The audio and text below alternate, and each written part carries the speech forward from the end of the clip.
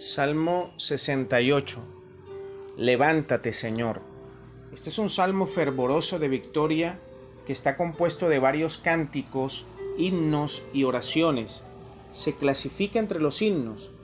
El poema es un cántico de triunfo que incluye un recuento de los grandes actos de Dios en favor de su pueblo, desde las acciones del Señor en el monte Sinaí hasta la llegada triunfante a la tierra prometida.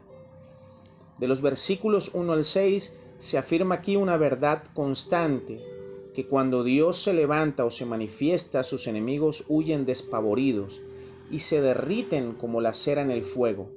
En cambio, los justos se alegran y son felices cuando el Señor resplandece en las naciones. Dios es victorioso. Jesús ya derribó a los poderes malignos. Los poderes que se oponen a la iglesia son débiles, ya están vencidos. Por eso Jesús dijo: y las puertas del Hades no prevalecerán contra ella, en Mateo 16:18. Los poderes malignos huyen de la presencia de Dios. Por eso los cristianos no deben temer al diablo ni a los demonios, pues ante la presencia del Dios victorioso se disipan como humo. Esta victoria es un gran motivo de adoración. Por eso el salmista exhorta a cantar y aclamar el nombre del Señor, quien además es padre de los huérfanos y defensor de las viudas, hogar de los desamparados y libertador de los cautivos. De los versículos 7 al 10, el salmista alude a los milagros que Dios hizo durante el periodo que Israel estuvo en el desierto. Dios va adelante y prepara el camino, y cuando va adelante, aún la naturaleza es afectada. Dios usa la naturaleza para proveer a su pueblo lluvia y maná, con una atención especial hacia los pobres. Ningún otro pueblo vio la gloria de Dios ni oyó su voz como Israel. De los versículos 11 al 14, este cántico contiene ecos de la canción de Débora que está en Jueces capítulo 5 e incluye escenas de la historia del tiempo de los jueces. Nos dice que Dios es soberano y Él es quien da la palabra o la orden para que las cosas sucedan, que tiene millares de mensajeros que lo proclaman. Entre tanto, los reyes y sus ejércitos huyen y el pueblo celebra la victoria. Israel será llevada sobre las alas de una paloma que tiene cubierta de plata y brillo de oro, lo que para mí representa el Espíritu Santo que guía al pueblo de Dios. Por tanto, todos los reyes enemigos caerán como nieve. De los versos 15 al 18, aquí David alaba al Dios de Sión de un modo especial. Sión fue el monte escogido por Dios con preferencia a todos los demás. Lo compara con los montes de Basán, especialmente con el monte Hermón. A pesar de su gran elevación y de la elevación de otros montes que son fructíferos, Sión tiene la preeminencia sobre ellos. Dios quiso que fuese edificado allí su templo y su santa ciudad, y por eso los demás montes no tenían motivo para estar celosos de él. El Salmo continúa con la imagen del Dios guerrero y presenta el equipo bélico.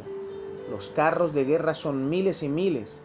Se enfatiza de esta forma el poder divino que no necesita ayuda de los ejércitos de Israel. Además, el poeta repite el peregrinar divino del Sinaí al santuario del Señor. El texto, que es de difícil comprensión y traducción, destaca las intervenciones de Dios en la historia nacional, desde la época de la revelación a Moisés en el desierto del Sinaí hasta la llegada a la tierra prometida, el establecimiento de Jerusalén como capital del reino y la posterior selección del monte de Sión para la construcción del templo, que es reconocido como la morada divina. La referencia que el Señor subió a los montes y recibió dones de los hombres alude a las costumbres antiguas de los reyes vencedores que subían a las cimas de las montañas, llevando con ellos algunos enemigos presos para que se reconociera su triunfo y para recibir el tributo o botín de guerra. Pablo usa este versículo para hablar de la victoria de Cristo y de los dones que ha dado a los creyentes. La línea final del versículo 18 alude a los rebeldes, posiblemente debe ser traducida como: hasta los rebeldes se rindieron ante ti, oh Jehová, Dios.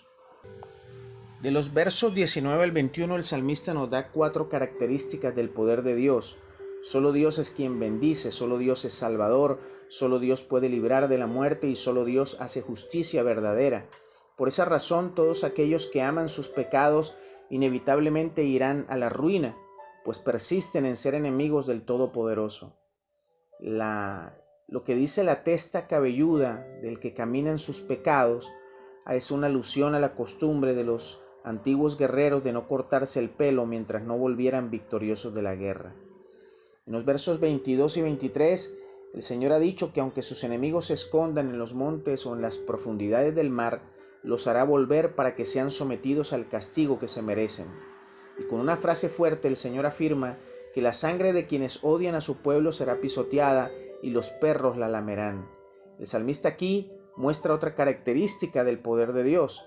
Él es el único que puede llevar a cabo la venganza, como está escrito en Romanos 12:19, mía es la venganza, yo pagaré. En los versículos 24 al 35, el poema presenta a los cantores, los músicos y las doncellas en medio de un ambiente festivo de bendición, celebración, alegría y esperanza. De forma figurada, el poeta incluye en el Salmo referencias a algunas de las antiguas tribus de Israel en representación de todo el pueblo.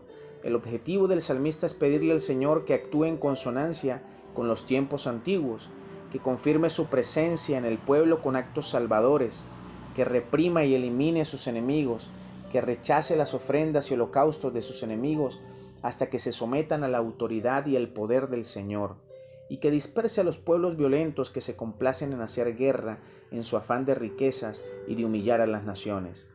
Esas manifestaciones divinas harán que pueblos como Egipto y Etiopía, junto a otros reinos de la tierra, reconozcan el poder y la soberanía de Dios y canten alabanzas al Señor.